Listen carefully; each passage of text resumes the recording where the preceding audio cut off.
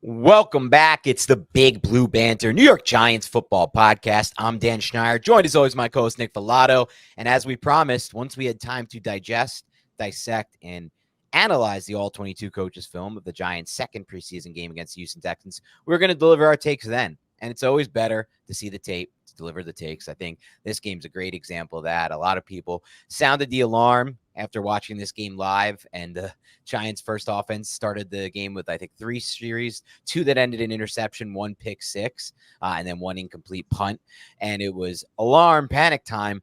But I think there's a lot of good things. We're going to get to all of that. I have my main takeaway that I want to touch on first. But before I do that, I want to see what yours is. And just to, notify the audience here of a couple things. One, since I always forget to do this, please do us a favor here and hit the like button on this show. So let me just tell you what happened. Last week, we asked for it, and there was one video where you guys did an incredible job for us. We got up to like 900 likes, and I don't think it's any surprise or coincidence that video got the most views, hit the most feeds, expanded our audience, got us new subscribers. The one that got like 200 or 300 likes was the opposite. So we need your help. We need you to hit that like button. We know you're watching. We appreciate the view, but please hit the like button and subscribe. The like is key. Now, the second thing I was going to say, Nick, is that I don't know Nick's takes about this game. We went into this one blind. We both did our own evaluation. We both had very busy Mondays today, so we haven't had a chance to really discuss the game. So let's start there, Nick. What was your main takeaway from the All-22? First, I want to say thank you to my good friend, Jeff, whose wedding I did attend. And he is a listener of this podcast, Dan. So I'm taking that as a victory for myself. It is not just Diana's friend. It is also Nick's friend. So shove that up your pipe there, Dan Schneier. All right. Anything on that, by the way? Well, it's time we start getting the Filato family. It's one thing to get a friend. Finally, you have a friend listening to the podcast. Good friend. Now it's time, a good friend listening to the podcast. Now it's time. I mean, look. Your dad, I'll accept the boomer excuse. Then again, my mom is actually a bigger listener than my dad in some ways. Like she won't miss a pod. She's always complimenting you, Nick. She's always complimenting us. But if I can get my mom in the mix, let's get you. We got a lot of family members that could, and no excuse for Steve and Mel. That's the big one that I have issues with. Your two brothers. That's where I draw the line. Those two need to at least be liking and subscribing. I agree. I'm pretty sure Steve does, and he's probably going to text me and be like, what the hell is Schneier saying? So it's really, really funny. But anyways, back to football, back to the game. The number one takeaway, look, there's a lot that you can go over. I say we start on the offense is just the pockets that Daniel Jones was able to throw from. We could speak a lot on Daniel Jones, and we'll do that here in a little bit. It was a ugly start, to say the least. You said how the first or 2 of the first 3 drives ended in interceptions. Well, it could have been 3 because that first pass was another excellent play by Derek Stingley. But I know what Daniel Jones was trying to do, hit the back shoulder based on that leverage, but Stingley just read it instantaneously and jumped it. But the pockets that Daniel Jones was able to throw from and the overall capability of the offensive line is just very impressive. Like watching someone like Jermaine Illuminor out there, he's not this Andrew Thomas-like tackle, but I haven't seen a right tackle like that for the New York Giants, who's just always in position. And once he gets his hands on you, he typically ends your rep there. Like he's very strong at the point of attack with his hands. And even though he is very large, he doesn't really allow these speed rushers to beat him up the edge, beat him around the arc. So Illuminor, I was very impressed with, and just the pockets in general. And then we'll talk a little bit more about the varied rushing attack that we figured Brian Daboll would continue. We saw that a little bit in the first preseason game. And then the deep shots that the Giants were taking anytime they saw cover one, which Brian Daboll said after the game, like, hey, we made point of emphasis all summer, but also in this game to take a lot of play action deep shots. Well, every time the Houston Texans were in cover one, meaning middle of the field closed, meaning there is not a safety who's going to be flowing over the top of Malik Nabers, we are going to take that shot one-on-one to Malik Nabers. So basically Daniel Jones catches a snap. He sees the safeties rotate. If it's not going like this, if it's not going too high, then he's taking that shot one-to-one while looking off the other. So that's something that we're going to see a lot. And I think just the addition of Malik Nabers allows you to do that because you have somebody who actually can win possibly more than 50% of those jump ball situations with Malik Nabers. So be prepared to see a lot of those deep shots against these single high type of teams. They're going to force a lot of these teams, these defenses, to play too high, which opens up so many other options for the Giants, which we've seen in the little bit that we've watched so far through 2024. 2 great observations. I want to unpack the Illuminor one in a bit, just because there's a lot to talk about there. But on the other point, that was my main takeaway of this game was just how different I think the Giants offense is going to look this year. Now, I have always been a proponent, Nick, of offenses that I watch in the NFL where it just looks like the quarterback is very decisive. He's taking short drops. The ball's getting out of his hands. He's not going back there and scanning and progressing through reads because for the most part, Nick, I don't really feel like a lot of quarterbacks can successfully go through progressions and reads. Now, I put up a couple clips of CJ Stroud, who looked just night and day. Like, that's phenomenal. For year 2 to be able to do what he did, the play where he was backed up in his end zone and does a full field progression to the backside while taking a step back and resetting the pocket, eyes moving fast, looking comfortable despite being in his own end zone. That's unbelievable stuff. But I don't think a lot of quarterbacks do that. So I would rather be an offense that does take short drops off of play action or not off of play action and diagnoses these one-on-ones and takes shot. Because there was even a play, you said a lot of this was against cover one, and you're right, middle of field close. They're not going to face that a lot this year. Most teams play zone. That's the reality. But there was a play against zone with too high where Jones dialed up a back shoulder to Darius Slayton, I believe, if I'm remembering this correctly. And it was a great ball by Jones. It was decisive, two-step, two-hitch, bang, hit Slayton. Slayton didn't catch. I think the sun played a role, though. I do think Slayton is not great on these back shoulders, and I would reserve those more for Hyatt and for Nabers in the future. But regardless, what I think is going to happen, Nick, is this. In 2022, Brian Daboll looked at the Giants offense, and he looked at the tape of Daniel Jones, and he said, Jason Garrett tried to make you go through full field progressions, and things went wrong. When you ask Daniel Jones to sit back in the pocket, a lot of things can go wrong for that quarterback, if we're going to be honest. He doesn't have the best pocket feel, and he's not really fast moving through his reads. So Daboll said, let's eliminate all of the things that can go wrong. Take your first read. If it's not there, run through the B gap. That worked until it didn't. Defenses adjusted. They took away the B gap. They started pass rushing him in a way that won't allow him that easy solution. Now Brian Daboll's looking at it, I think, in 2024 and saying, we have weapons now with Hyatt and Nabers. Now we can evolve this simplified offense. And I think we can do it in a different way. We can say, look, we're going to spread you out. We're going to put these weapons on the field all at once. And if you're going to get a one-on-one, influence the safety right when you get the snap, use your eyes to influence him. 1, 2, 3, quick drop, bang, hit the other side of the field and just let it loose. Back shoulders, fades, shots down the field. Either way, you're not sitting back there going through all these progressions, sitting in the pocket, allowing bad things to happen. The more time you spend back there, the worse things can happen. Get the ball out. And you know what, Nick? I think at very least, dude, it's going to be fun football to watch for the first time on offense since literally 2015 because it's been safe. We've seen what safe gets us. We've seen it. It's not fun. We don't want it anymore. Even if it means interceptions, dude, I will take it. If Daniel Jones throws 20 interceptions, but we're dialing up air yards like we saw in the first half. I mean, Daniel Jones, Nick, had 4 passes that traveled 20 plus air yards in one half of football. I'm not even quite sure he had that in a full game at any point in 2022. I would have to look back, but I'm not positive we had even 4 attempts of 20 plus air yards in a full game. And that goes for 2023 also. So at the very least, dude, I think we're going to get a decisive thrower who's just taking these shots when he has a one-on-one, back shoulder fades, whatever it may be. And let's see what happens here. Like, it could lead to some big plays. Like, we saw some spectacular catches by Malik Nabers, Jalen Hyatt, the one-handed back shoulder near the red zone. That was a great ball by Jones and a great catch by Hyatt. I mean, it wasn't a catch, though. No, it was ruled out of bounds, but he caught the football. Yeah, exactly. I just want to see the rapport being built. That's what you're getting at. That rapport between Hyatt. He just couldn't get that one foot in. But here's one of the plays that we were talking about. This is the Malik Nabers catch. Just got this. See how that safety was held on that hash? Just long enough, Dan, right? Jones catches it, looks at the safety. Safety stays on the hash. Okay, I got the one-on-one matchup.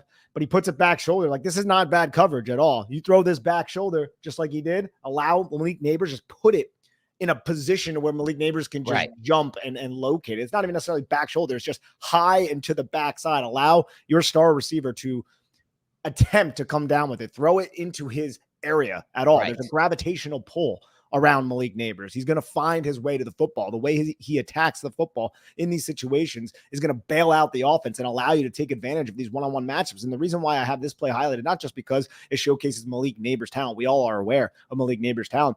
But how many times, Dan, did we review tape with the New York Giants where these teams, when it was Daniel Jones on the far hash, would never have a specific coverage over the top of that receiver who is outside the numbers to the far hash. This is a far hash throw from Daniel Jones. We saw Jack Del Rio's one we always brought about with bring up with Washington, right? where they would just basically like, Daniel Jones is going to throw that football that far. So we can just ignore that side of the field and make the coverage a little bit looser because Jones is going to find an option to another area of the field. Here, Jones is confident enough to just throw it up to Malik Nabers once he sees that safety is being a little bit conservative to flow over the top. He's going to stay on that hash. Cool. Well, I'm going to take advantage of this matchup and throw it to my receiver, and he's going to go up and make a play. And now this is accessing more yards that will force the defense to cover. Like the Giants now will be able to hopefully attack every inch of the field. Yes. Something that we want. Now, Daniel Jones needs to pull the trigger on it. He needs to get the football there, but at least you're putting this on tape right now, and you have a receiver who can at least exploit defenses to allow you to come away with this. So you're not throwing into insanely condensed areas when you do want to attack the short side of the field. Right, especially because I'm not necessarily sure, like, not the old safe way of Giants passing game is even fitted to his skill set as a quarterback, right? Like, he is not in my opinion, his ball placement in the heart. We've gone over this a bunch on the podcast. There's plenty of clips. You can go back and look. 2022 Green Bay game all over the place. He's not really accurate ball placement wise on the horizontal plane with horizontal crossers. He's even less accurate on those 1 to 5 yard passes around the line of scrimmage. Where he's his most accurate, Nick, is these types of shots. Back shoulders, put the ball down the field, throw it over the top. Those deep digs that he throws. He had a pass to Malik Nabers, I believe, earlier in the game where he did a really good job sliding, resetting the pocket, Jones, and driving the football in on that 10 to 15 yard plane to Malik Nabers, who was working back to the football, running like a dig route, I'm pretty sure. And that's how he can drive that football. And so why not fit the offense to his skill set? I'm not saying Brian Daboll didn't try to do that in the past. I think in the past, Brian Daboll's like, look, we don't have the best weapons. I want to make things simple for Jones. I see a little advantage for us. He can run through the B gap. Not a lot of teams are doing this yet in the NFL, and not a lot of teams are pass rushing quarterbacks in a way to stop this. And it worked for a while.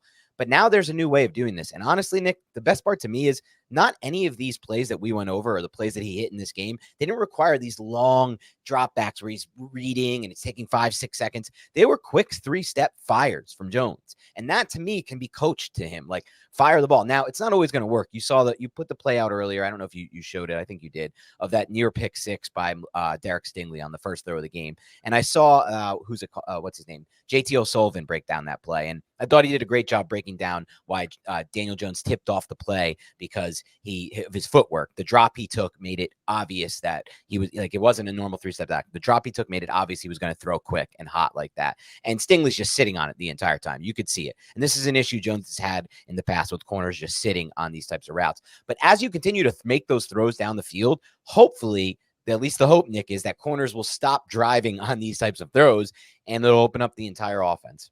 Yeah, I'm running the play right now for those who are watching on YouTube. You can see what JT is talking about. It's the angle of his body.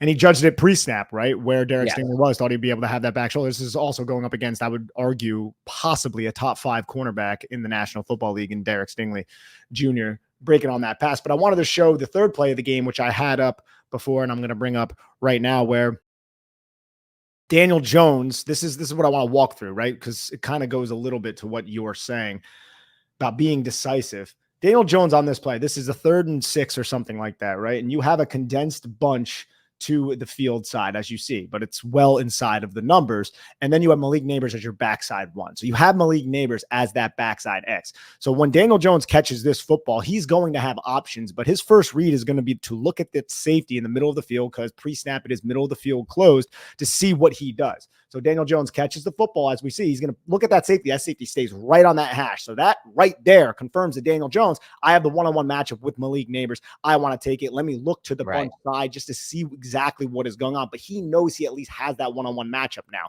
Because if you look, Daniel Jones at this moment needs to make the decision as he's dropping back, right before he hits that back foot. Am I going to throw to Nabers, right? Do I trust that Nabers is going to uncover against, I think that's Stingley.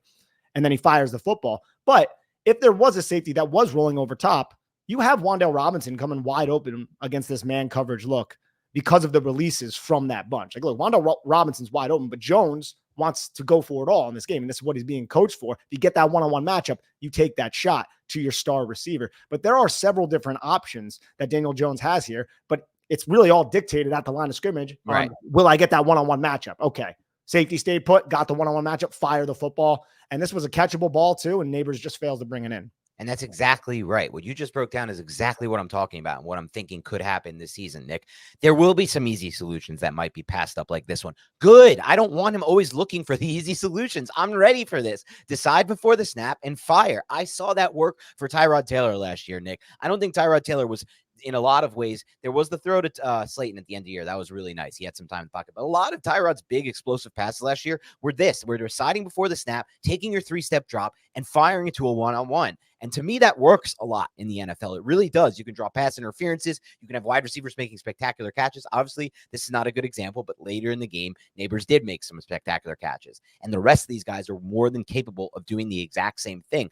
But I like the idea of going for it. I don't need matriculated, like you always like to say, first downs, driving down the field. Too much shit can go wrong when you try to matriculate the ball down the field. Give me these shot plays. Take your chances. Will it be more interceptions? Sure. I don't care. At this point, I just don't care. I want to see these wide receivers given an opportunity to make spectacular plays down the field.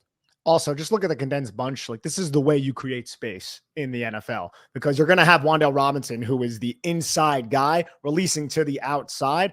And this Texans defense needs to communicate exactly what's going to happen if they're going to pass off. And you can see how the tight end is going to release outside and around with the guy who was originally on the outside. I think that's Darius Slayton running that drag, who's going to get picked up. And now you have the tight end basically running directly at two DBs and Wan'Dale Robinson delayed releasing underneath of the tight end. So he just creates basically a wall for that inside defensive player to get to Wan'Dale Robinson. Look, there's like 5-6 yards of separation. So Jones, for whatever reason, didn't like the one-on-one matchup with Malik Nabers. He has Wan'Dale Robinson for an easy first down here. And I'm not knocking Jones for not taking it. No, you take that one-on-one matchup. Nothing wrong with that at all. Love that aggressive nature. But the sheer fact that Brian Daboll's able to scheme a play where you have multiple options against the defense to give the quarterback several different options to attack is something that I appreciate about Brian Daboll being the play designer and the play caller of this offense.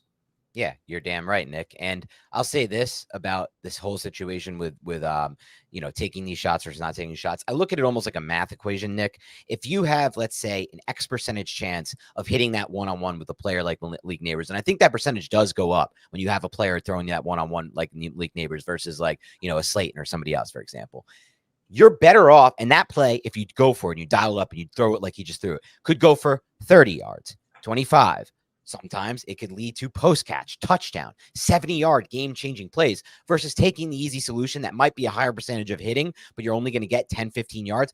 I would rather think, and I think over time, it's just like in poker, it's called implied odds. I'm not going to bring poker into this right now, Nick, but it's a very important part of the game, implied odds. You may have a 16% chance of hitting your set on the flop if you have a pocket pair. But if you are given enough money before the flop, like if there's 3 or 4 callers and you're playing big stack poker, your implied odds are what you can make after the flop. And that's just like this. What can Daniel Jones make of that throw? Is it a more difficult throw to go up top like that to Nabers than throw that underneath to Wan'Dale? Yes, of course it is. But the risk reward, what you're getting out of it when you hit that, is worth so much more. And so I'm just excited that the Giants are going to be taking these shots. And here's another play design to Wan'Dale Robinson on a 3rd and 6. I love this design. A 3-by-1 set with the running back to the one receiver side, but now you have Malik Nabers on the line of scrimmage or just off the line of scrimmage on the bunch side with Jalen Hyatt as the lone receiver to the one receiver side. And you're going to get the safeties rotate to 2, but watch Malik Nabers going to run the drag underneath from the outside position in the bunch.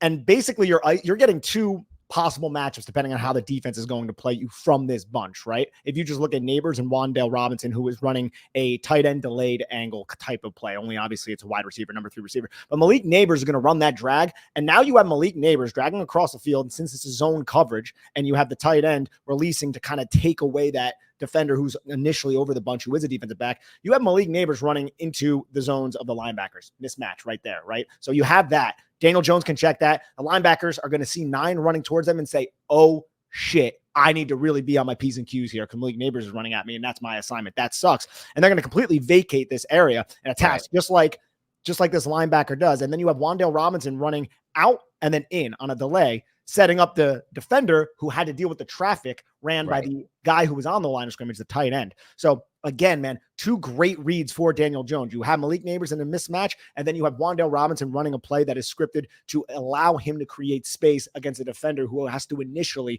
deal with the tight end who's running directly through his outside shoulder. Exactly. Great play design by Brian Dable. I absolutely Really love nice. plays like this because this can uncover against zone and it can uncover against man. And you have two excellent options who are running right in the face of Daniel Jones, right across the formation, right in front of Daniel Jones. So I absolutely love this. And you have Hyde at the top of the screen if you want to take that shot. Yeah, for sure. And I think this is the right read to go to Wandell. Obviously, I think JT O'Sullivan broke this play down too. He thinks it was a little bit of a poor anticipation on the quarterback, or a bit of a poor anticipation on the quarterback. He says the ball needs to get out right when he comes out of his break, so you have a chance for Yak. Yeah, just so you have a chance for Yak, and that's fine. But ultimately, it's still a completion. So absolutely. I mean, if you look at this, and I wish I had the end zone angle. So I didn't see JT's breakdown. This is when the football, you want to hit him right on the upfield shoulder. Saying, right? And it looks like he's rearing back to throw. And I don't know if like one of those defensive linemen's hands got in the way. I can't really tell from that angle, but for whatever reason, Daniel Jones extended it a little bit. I mean, honestly, like ideally you want the ball to be out even before that point. Like the throw that Stroud made to Nico Collins on what I thought was an obvious push off by Nico against Banks, but they didn't call it. The ball was out even well before. Like that's like the next level of anticipation. That's when you really start to thrive at the passing game. But even so, still got it out for completion. Really good play design. I think, look, we can go over some more plays if we want, but we can also just say this.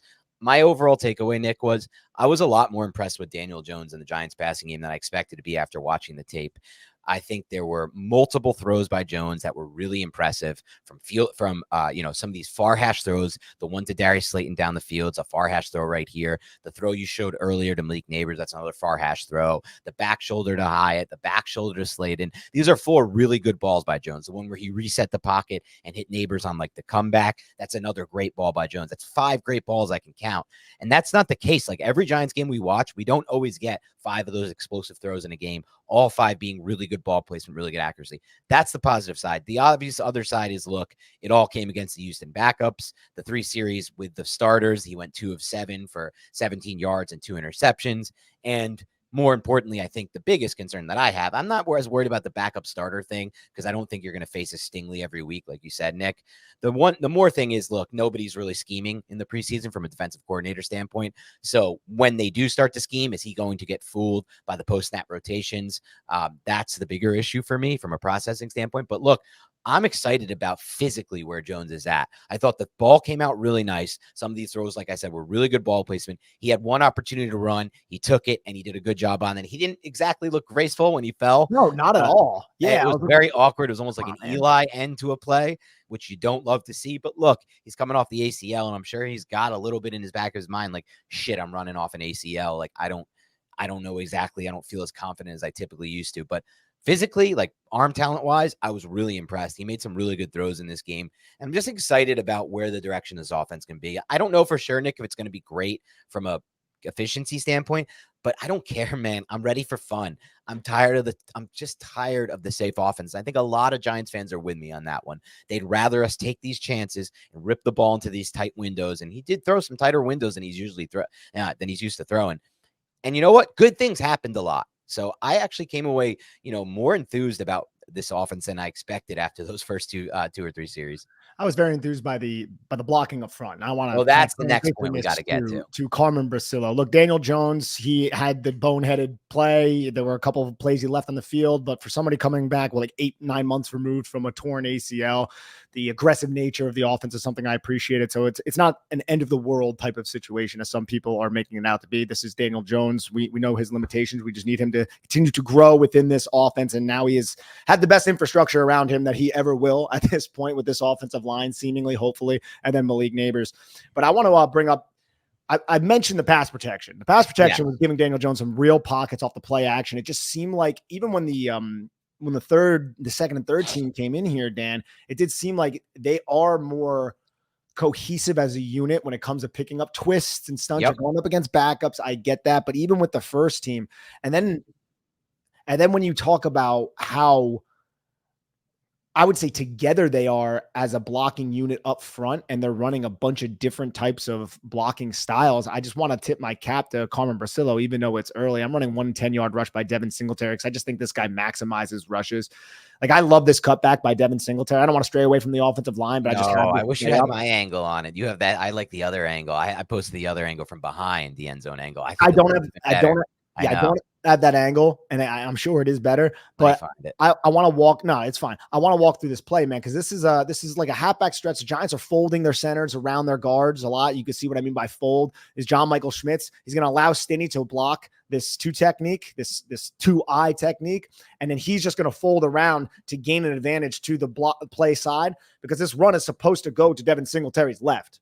Right. The run is supposed to go in that direction, but this is Singletary. And why I think Singletary is so special is he has a very good ability to process the blocks, the movement of the defense, and then find the cutback lane. And he is a one cut back. Right. So he puts himself into a position to be isolated against his linebacker in the hole. He's like, okay, I know there's blocks this way.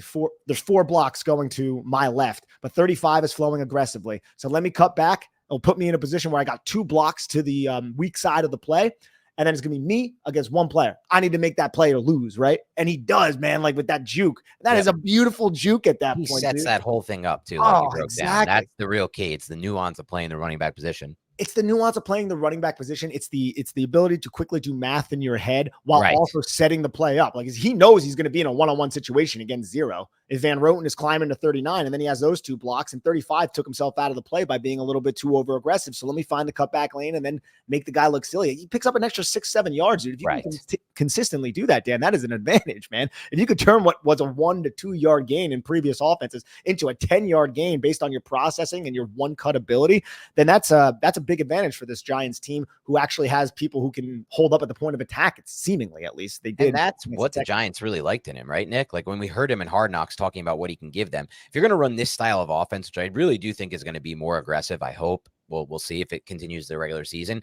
You want an inside runner like that. You want someone who you can run the play action game off of. And when you do give him the football, he's going to get you those kinds of runs. There's going to be opportunities for those inside runs all season, in my opinion. And he's going to be the guy. And obviously they're going to mix in Tracy and Gray, but I really think he's going to be the main guy to really get him those kinds of yards that you're talking about, like maximize it, give you an extra 6 or 7, get you into better spots. That's what I'm hoping, man. And these guys are opening up holes, dude. And we saw three more halfback delay type plays. Like that's going to be something in this offense. We saw that last year, but not nearly as much as I've seen it through training camp and as we've seen it through 2 preseason games. And they're springing runs, dude. They're springing runs. They did it with the third team, and they did it twice. They did it on the third drive. I think they started with the halfback delay type run. So this is something that the Giants are doing with Carmen Bracillo, where they are getting their big boys up to the second level, basically unabated at all. And they just get a clean shot at a linebacker. And if those initial blocks can hold up at the point of attack by maximizing and leveraging angles of your offensive linemen, then you're talking about easier rushing lanes for somebody like Singletary, who is decisive and knows how to read and perceive blocks. So I'm a little bit more excited about the Giants rushing attack than I think I was going to be heading into the season. I don't think he's going to be, this amazing thing, but like if you can at least run the ball effectively, you can extend drives, have these 10, 12 play drives while also setting up the play action passing attack, which we saw. So the diverse rushing ability of the Giants offense through these 2 preseason games, combined with the focus on explosive plays downfield, are 2 areas of the offense that I'm looking at and saying, if this can translate successfully to the season, the Giants could be looking at maybe a functional offense for the first time in a while. Yeah, functional and potentially explosive. Yeah, exactly. I'll say this about what you just discussed. As time has grown, I've understood the importance of the run game even more. You always used to hear it from players, how important it was, and from coaches. But you look at the best offense in the NFL right now, Nick, all of them marry the run game to the passing game. And that's really what makes the run game so important in my mind. It's not the efficiency of it or anything like that. It's that you can use it to set up the passing game. And that to me is extremely important, because pass plays become so much more easier when the defense is set up. Are they going to run or are they going to pass? I don't know. The Rams do this incredibly well. The Lions, who have been one of the highest scoring offenses in the NFL, despite having Jared Goff, who's great, pretty good, but obviously, let's be honest, not that elite, are great at doing it as well. It's setting up the pass game through the run game, marrying those 2 things together. I think Brian Dable is going to do an excellent job of that, to be completely honest, if what you said can hold up and be true, which is the blocking can continue to perform as it is. It's even more simple. It's even simpler than that. It's even more simple than that, I think, is the way I should probably phrase that, Dan. It's I'm possessing the ball and I'm running it down your throat. It's I'm stronger than you. Like that's like the importance of this rushing attack. If you just are getting like 4 or 5 yards per carry on the ground, that is such a demoralizing feeling for the defense, and it's an exhausting feeling, right? Just having a team just run, then set you up with the play action. So yes, marrying the rushing attack and the passing attack, very, very important, but also just being able to run the football is such a demoralizing feat for the defense when they can't stop it, when they have no answer to that. Like, I'm not sold the Giants will be that team. No, neither am I. Neither am I. I'm not insinuating that they are. I know that. But if you can run the football effectively, that is just another way. Because the Giants couldn't do it after spending a second overall pick on a running back. Yeah. They never were able to do that. They were never able to do it. If you could just be able to get 3-4 yards on a carry and it not be like, hey, it's good fucking good. You want to know why they were never able to do that? Because a lot of reasons. Doing that comes down to your scheme and your blocking, not your running back, not who you draft. You can draft somebody number 1 overall. You can draft, it doesn't matter where you draft them.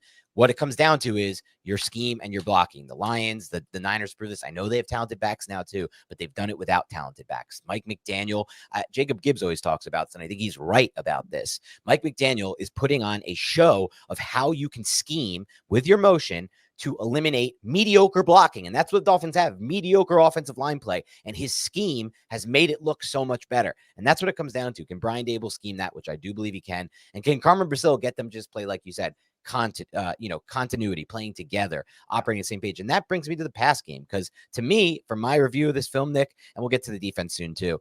We can speed this through in a second, but these are the two most important points, I think, to every Giants fan: the passing game and the offensive line.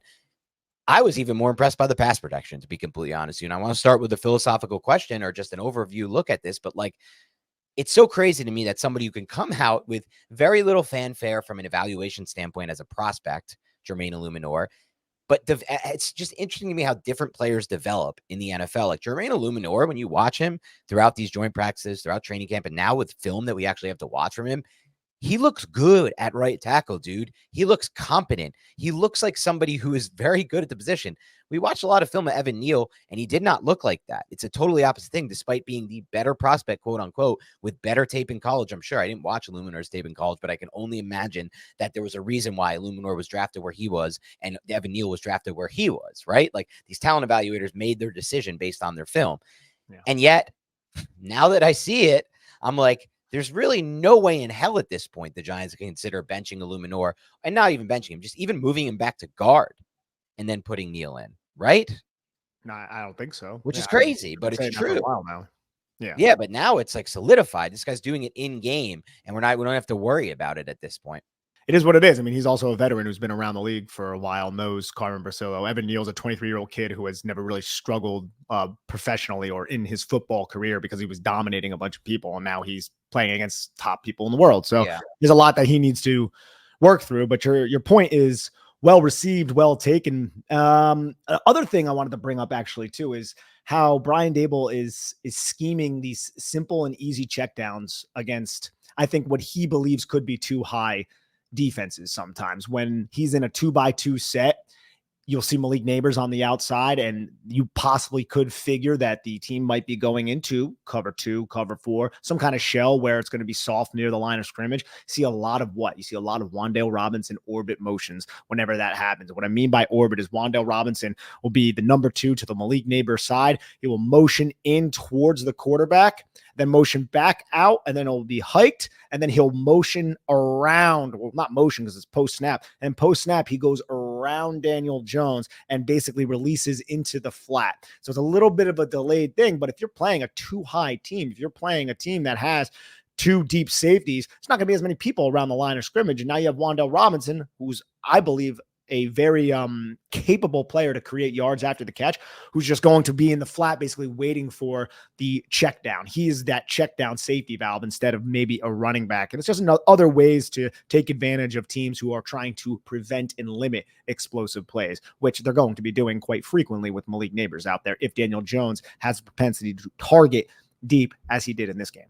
Yeah, I have no concerns over what Brian Dable can do from a schematic standpoint. I think we have enough. I mean, it's not a guarantee, but we have enough proof on our end that he's going to be one of the advantages probably in the NFL from that standpoint this year, as far as all coaches across the board. I don't think he's the best in the NFL at that, but definitely someone who can help the team and help us move the ball. Like, we're going to have an advantage with him designing plays, hopefully. Obviously it's preseason though. Like, I want to see how it matches up against these defensive coordinators who scheme in the regular season. But One quick thing I wanted to add on the receivers. I thought they all looked pretty damn good. The starters, Jalen Hyatt, that back shoulder, yeah, he didn't get his feet in, but the concentration to make that catch, like his ball skills are way underrated. Malik Nabers, we discussed a bunch. Darius Slayton, obviously he had the big catch. Probably would rather have that back shoulder back, but I think potentially it was an issue of maybe the sun being in his eyes. But let's move to the defensive side of the ball. Yeah, so one of my key takeaways is Brian Burns is different. We know this. His body control is very unique, but I also love how Shane Bowen can employ Brian Burns' skill set with the defensive personnel that he has up front. And we saw it on a few 3rd and 6s.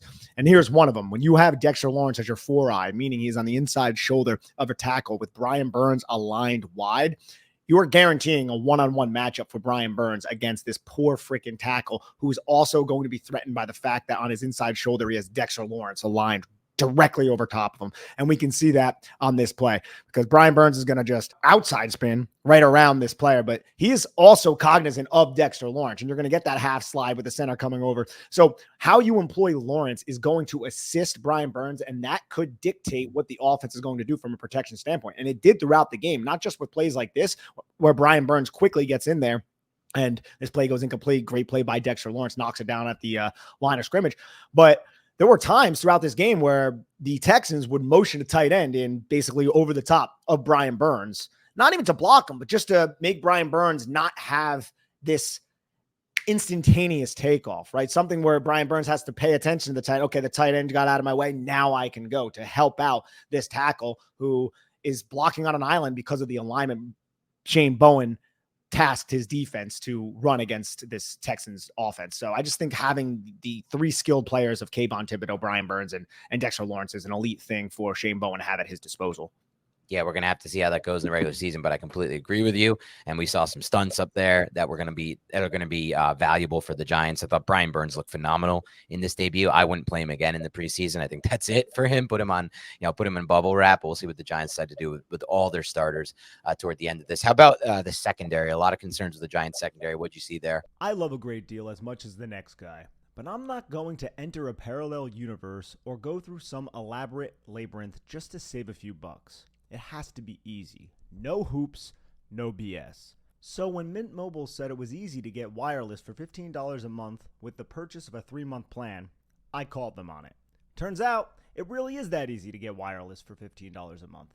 It's easy to switch to. The website has a good interface. I have a couple buddies who have recommended this to me. They speak highly of Mint Mobile. Get started, go to mintmobile.com/BBB. That is 3 Bs. There you'll see that right now, all 3-month plans are only $15 a month, including the unlimited plan. Plans come with high-speed data and unlimited talk and text delivered on the nation's largest 5G network. You can use your own phone with any Mint Mobile plan and bring your phone number along with all your existing contacts.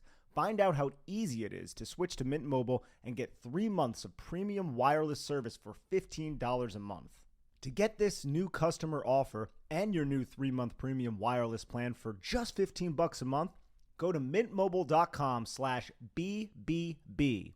That's mintmobile.com/BBB. 3 Bs, triple B. Cut your wireless bill to $15 a month at mintmobile.com/BBB. $45 upfront payment required, equivalent to $15 a month. New customers on first 3-month plan only. Speed slower above 40 gigabytes on unlimited plan. Additional taxes, fees, and restrictions apply. See Mint Mobile for details. You ever feel sluggish or out of focus? Are you stressed? Has your digestive system caused discomfort or flatulence like a certain co-host on this podcast during a live stream? If so, you should check out AG1. When I started drinking AG1 daily, I could feel a real difference in my daily health. I had more energy, I was better off at the gym, and I could focus on my work in a much more efficient manner. That's because AG1 is a foundational nutrition supplement that supports your body's universal needs like gut optimization, stress management, and immune support. Since 2010, AG1 has led the future of foundational nutrition, continuously refining their formula to create a smarter, better way to elevate your baseline health. Not only did I replace my multivitamin with AG1, but I love that every scoop also includes prebiotics, probiotics, and digestive enzymes for gut support. I recommend AG1 to all my family and friends because AG1 has a team of doctors and scientists that formulate around the latest science and maintains high quality standards within the industry.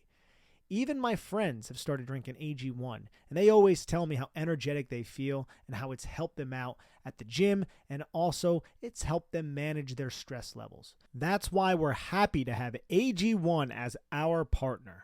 If you want to take ownership of your health, it starts with AG1. Try AG1 and get a free 1-year supply of vitamin D3, K2, and 5 free AG1 travel packs when you first subscribe. Go to drinkag1.com/banter. That's drinkag1.com/banter to check it out. Our mental and physical well-being is of the utmost importance. Whether you're a world-class athlete or a podcaster like me, we all need to take that very seriously. That's why I'm excited that Unified Healing is sponsoring this episode of the Big Blue Banter podcast. Unified Healing is a new and super innovative global network of wellness centers powered by Energy Enhancement System, or EE System.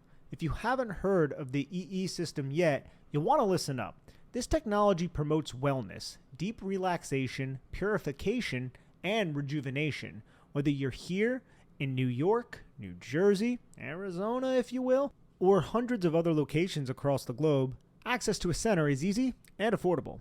Interested in experiencing the EE System technology for yourself? Go to unifiedhealing.com/banter to learn more and find a center near you. That's UNIFYD healing.com/banter.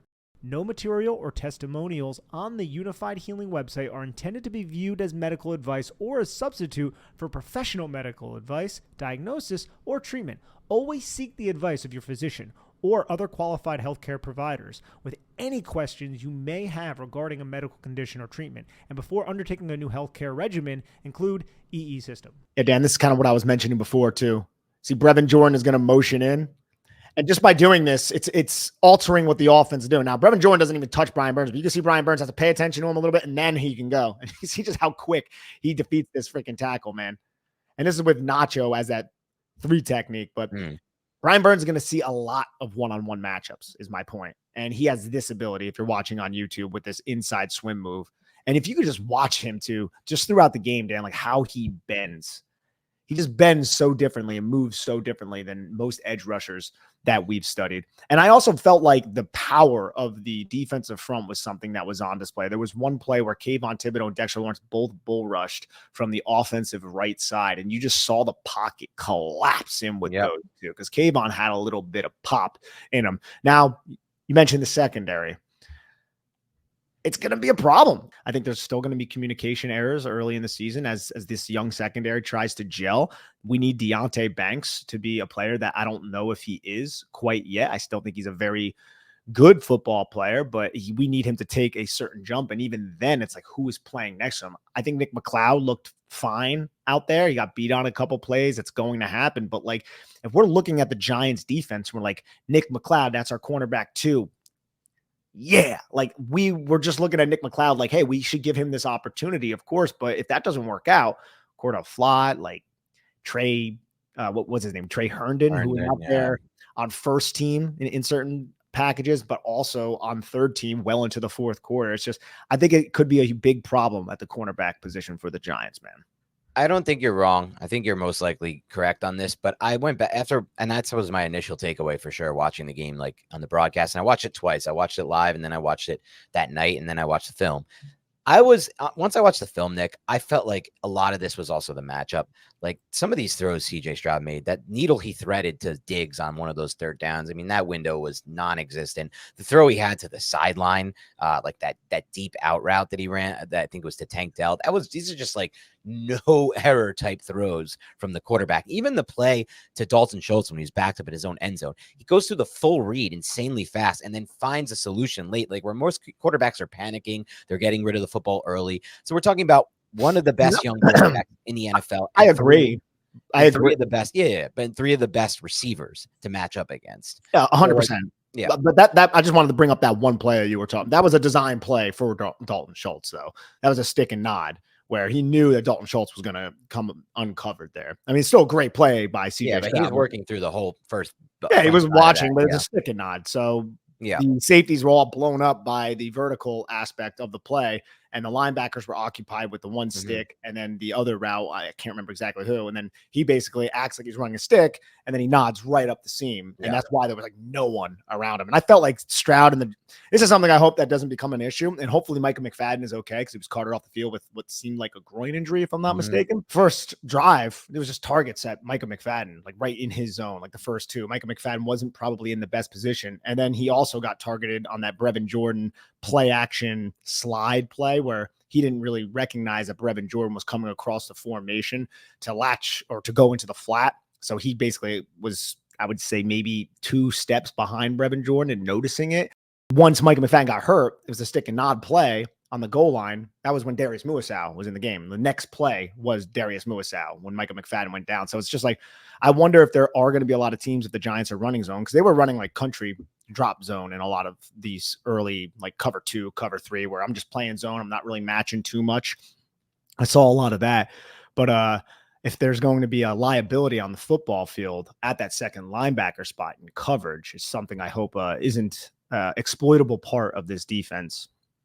I think that will be an exploitable part of this defense. Like, I'm almost more worried about that than the corners, because I think on the corner front, they can be hidden at times by the pass rush and just by the fact that it takes a little longer to develop some of those outside routes in the regular season. The underneath stuff, the quick game stuff, that's where, you need to, like you said, be able to diagnose that fast. You need to be able to have the quickness to get to it. We'll see if those linebackers can do that. I know Bobby Okereke can, because I've seen it a lot. Especially, last year on tape. But the rest of those guys, that's where the question marks happen, especially if they're not healthy or they're dealing with injuries playing through them, or the Giants have to go to the waiver wire, which is seemingly likely, I think, at this point at linebacker, given the injuries to the 2 and 3 projected at that spot. I mean, even Beaver's not somebody who you really want to have to throw on the field, in my opinion, during the regular season, if he's even healthy. So it's a problem. That's where I actually have my bigger concerns there. Now, the corner is going to be a problem too. I don't want to discount it. The good quarterbacks are going to torch the Giants, these corners. And that's just the reality of the situation. It's been the case, and it's going to be the case for teams that are developing their cornerback room, especially on the outside if you don't have 2 guys there. But how many great quarterbacks the Giants are going to face like Stroud is probably where I'm at with that. I think Dak could do it, and Dak will do it. Dak will do it. Jalen should Hurts be able to do it, but Hurts could, and then it's like Jaden. Will Jaden take that kind that? of? I don't rookie. think. I'm not sure, but he's a. I watched that whole game though, and it was peak Cliff Kingsbury. The ball was out like this. Okay. Not even a half second. So much bullshit screen, so much shit around the line of scrimmage. Like, I don't even understand why they run that type of offense in the NFL. Like, it'll work. Like, it got a lot of completions for Jaden. The ball was out. Like, he had like no pressures the whole game. I think they tallied for no pressures, and they have a shit line. So like, it's fine, but like, they're so low ceiling. You're taking a quarterback like Jaden Daniels, who can threaten all areas of the field, and you're just having him get rid of the ball so fast on screens. But so we'll see what happens there. That's though where the second level for the Giants is going to be even more impactful, and those D-backs and how they can tackle around the line of scrimmage. Yeah, you got Deontay Johnson, who's out. Who knows how long he'll be out for? Same with and then you had Matthew Adams, the special teams linebacker, get hurt.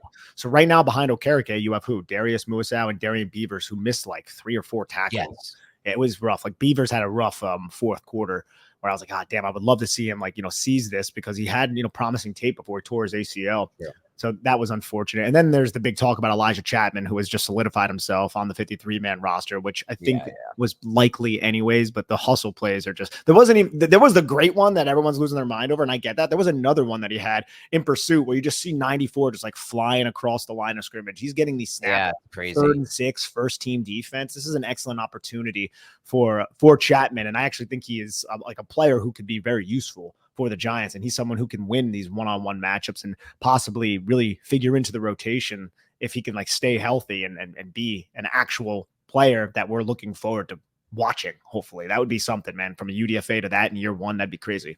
There's a chance that he could be that breakout UDFA. I mean, we say this a lot, and sometimes it happens, but this looks like it has a good shot. And obviously the hustle play was like that everybody put on Twitter was crazy.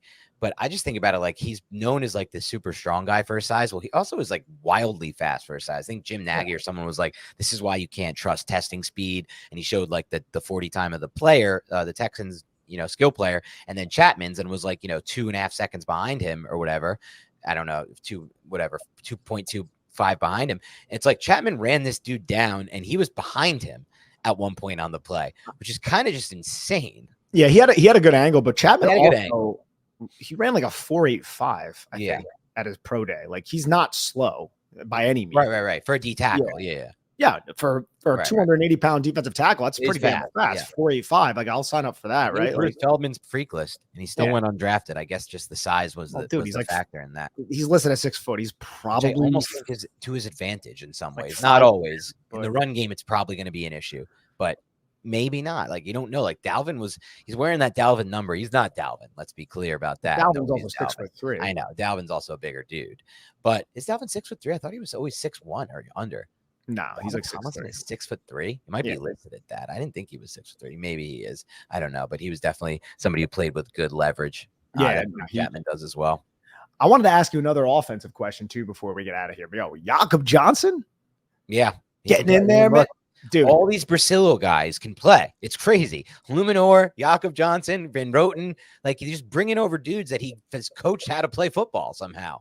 Dude, so he has some hits from the fullback spot that remind me of like when I played football, and like it was like smash mouth. Like the fullback was like a big deal, right? Like the fullback was like the stud in a wing T offense, and he's just cracking dudes, cracking linebackers, and he has that type of mentality. And I know Belly can do that, but like Johnson, this is like he's carved a niche out in the NFL. With him doing that specific role, and he does it well, and he looked good doing it. Now, it was against like second team, third team Houston Texans, but even if you go back and watch Raiders film from last year, he's freaking knocking around like Chiefs linebacker, and you're like, oh, like, damn. I don't know how he'll make the roster, but I kind of hope he does. I'm not exactly sure, like, the number side of it, how that could even work with all the tight ends and running backs they have on the roster. That's how it would work, I think. The tight end situation. Yeah, they'd have to cut some tight ends or one of the backs, or a tight end or one of the backs. Even it could come down to him or Jack Stoll, dude. It could. But even then, I feel like they have too much going on there because they still need. You do 3 running backs instead of 4. Right. Then the running back loses it, which is possible, by the way, at this point. We'll see what happens there. There's injuries, and they might feel like they could stash Miller on the practice squad. It's possible. Exactly, dude. When you're a rookie like that, or Deontay Johnson, and you suffer an injury, there was a lot of promise around you, but you get forgotten real quick because there's not a lot of teams who are gonna be like, oh, this guy was injured for the last 3 weeks of camp. Let's put him on our 53-man roster. The Giants can likely just and then put him on. True.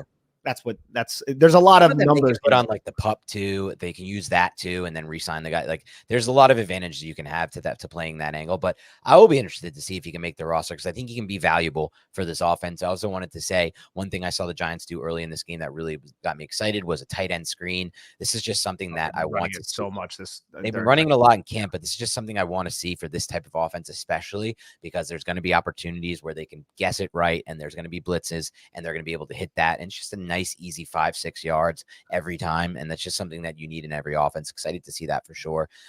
Anything else? Oh, DeVito snaps. I can't say I was very impressed with DeVito's half, Nick. There was a few opportunities where he had the one-on-ones too, and there was the one throw they threw down the right sideline on the right hash. The ball just was really bad, if we're going to be honest. Like, the ball didn't get anywhere near the receiver. I think he had to stop and come back to it as inside and short. Look, DeVito, great story, great kid. Has look great in real game, or look, better than we thought in real games. But man, that arm talent exceeded expectations. But like, I know a lot of people want him to be the QB2 long term. I'm not so sure I'm on the same page. I would like a developmental QB2 for a long-term thing, somebody with real arm talent. Like, I look at the Eagles, they have Tanner McKee back there.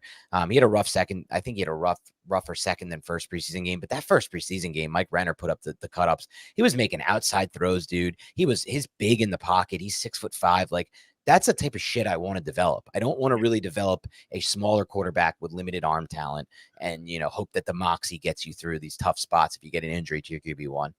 One more thing too, since we're a little bit pressed for time. John Michael Schmitz had a really bad Pro Football Focus passing grade. Yes. I wouldn't pay attention to that so much. Like, he played, I think, like 7. That's some really good reps. 7 passing snaps, and one pressure that he let it was with him and Greg Van Roten blocking a guy, and then Van Roten left JMS, I would say probably prematurely, to go help out the tackle that didn't seem like he needed help. Now, I don't know exactly what like is being called, so I don't want to, certainly say that with certainty, like I do know, but I know JMS was left in a position where he didn't have as much leverage as I think Greg Van Roten probably expected him to have. So he lost it, and then Jones ended up getting rid of the football. Was not a big deal, but I think that was the pressure that he let up. I watched all the snaps, and it wasn't like JMS was getting bitched around or anything. Like he was fine. Like it wasn't like dominant, but a lot he of had one really good rep that I remember. Yeah. He got pushed back a little bit, and then he put the guy on the ground and fell on top. And that was a good rep. That was one of 7, right? He had like 7 passes. And then a lot of the other plays were like play action, roll out, move the pocket, where he's like blocking someone down the line of scrimmage. So I just want to say, like, don't freak out about that. Last year, he was not great in pass protection. I'll be the first person to say that, but I didn't think this was an indictment on him this game just because Pro Football Focus had him with a bad grade. One final thing for me then also that I was just thinking about when you broke that down, I was pretty impressed with Aaron Stinney. This is my first time really getting to see him with the Giants in live action. Obviously, there's training camp, but like he looked pretty competent there. And there was one play where he did a really good job working with his other teammates from a communication standpoint. Just feel like in general, the offensive line is communicating much better and playing in sync much better than we've seen in quite literally like a decade of offensive line play. Now it's the preseason. I don't want to go crazy, Nick. And I know we're not supposed to, we don't want to make proclamations about this O-line now, but like we didn't even see this in past preseasons again. So it's just that steady drumbeat, and if it breaks at some point, it breaks and we'll call it out and we'll evaluate it. But right now it's been steady with no break. This offensive line is playing together, and they're doing a much better job from a communication standpoint. Yeah, this is the play I was referring to, and this is the second interception to Stingley. Great play by Stingley. But you'll see JMS and Van Roten are on this too, and Van Roten bails, and JMS is not really in a position for him to bail. Right. And when you look at where he was bailing to, he's going. I guess he thought 90 was going to spin back inside against Illuminor, and it really put JMS into a bad position. And then on this play, a pressure that was attributed to JMS, an interception happens. I don't know if that factors into Pro Football Focus's accounting. JMS grade, yeah, but that was like his worst play. But again, it's more so a lack of continuity on the offensive line with just not playing with Van Roten all that often, which he hasn't because he's been injured, and Van Roten's been here for like 2 cups of coffee. We've said it before, and we will say it again. Don't use these PFF grades as gospel. I don't mind. I like some of their advanced statistics a lot. Forced missed tackles, yards after contact per attempt.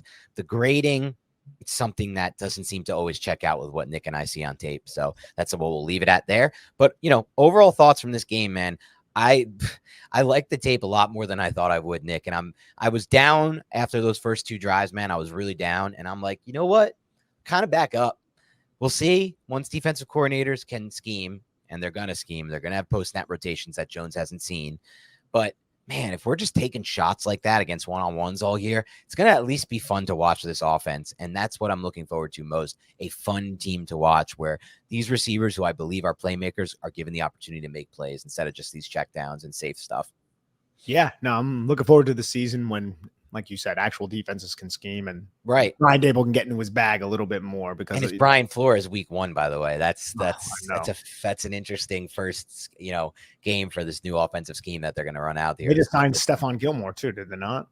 They did, which was an odd signing for where that team is at. I think that goes to the point we were making before about why the Giants haven't signed a corner. These corners are going to take the most money, and they want to be paid a certain amount. They're either going to go for a Super Bowl team and take a little less, or they're going to take the max. And the Giants aren't in a position right now to offer a max type contract to any of these corners that are good, like Gilmore or whoever it may be. Though Adoree remains unsigned, Adoree Jackson. I would love to have him back. I don't know if he has any interest, but maybe he has family or a house in this area now, and it could sway him that way. I don't know. But anyway, thank you so much for tuning in. Please hit like. Please hit subscribe. This was our film review for the Giants' second preseason game, third preseason game coming up, and joint practices with the Jets. Keep it locked and loaded. The season's almost here. Crazy how fast it came. It's August 19th right now, Nick, when we're recording this. We're going to have a game soon, so it's wild. But everybody else, have a great rest of your week, and we'll talk to you soon.